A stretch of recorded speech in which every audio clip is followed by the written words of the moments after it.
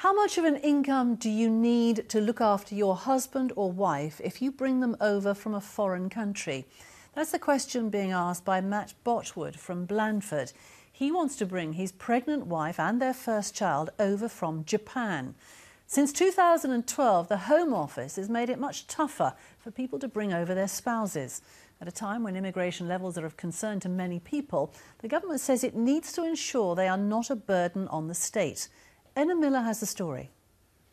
How are you, Akimi?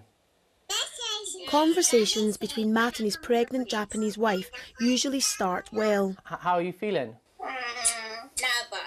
But they're fighting to turn their virtual family into a real one. Just feel lonely every night, every day.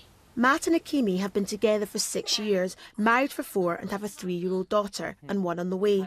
He left Japan last June for the UK, confident he'd be able to bring his family with him.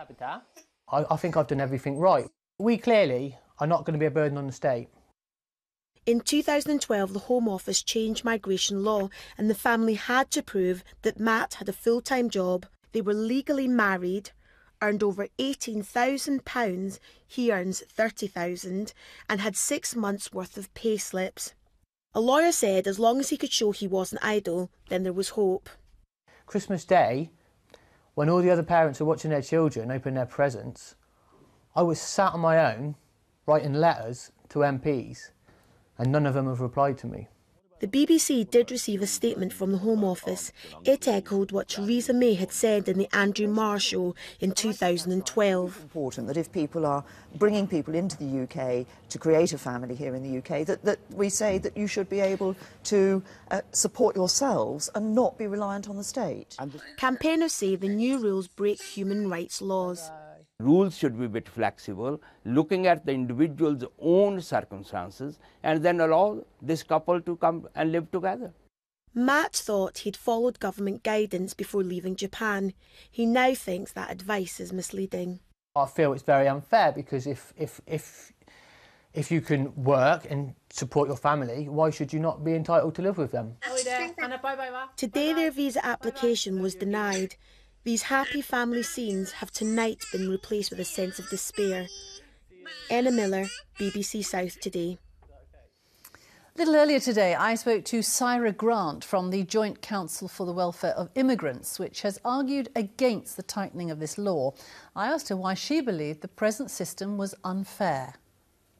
Well, it's completely unfair, Sally. I mean, what these immigration rules ask is that somebody earns more than $18,600 as a starting point. So just that alone is putting a price on love. If you've got the money, you can marry whom you want. But if you don't, well, you can't bring your foreign spouse here. So as a premise, why is the government dictating whom British people can marry? The Home Office insists that it's taken independent advice as far as the 18,000, being a threshold at that level, so that a person is not a burden on the state. That is what people worry about. The key point here is, under the old rules and under the new rules, there is absolutely no recourse to public funds. You cannot get a spouse visa and have recourse to public funds. So this concern that there are all these people, taking benefits is completely misplaced because neither the previous rules nor these rules allow recourse to public funds.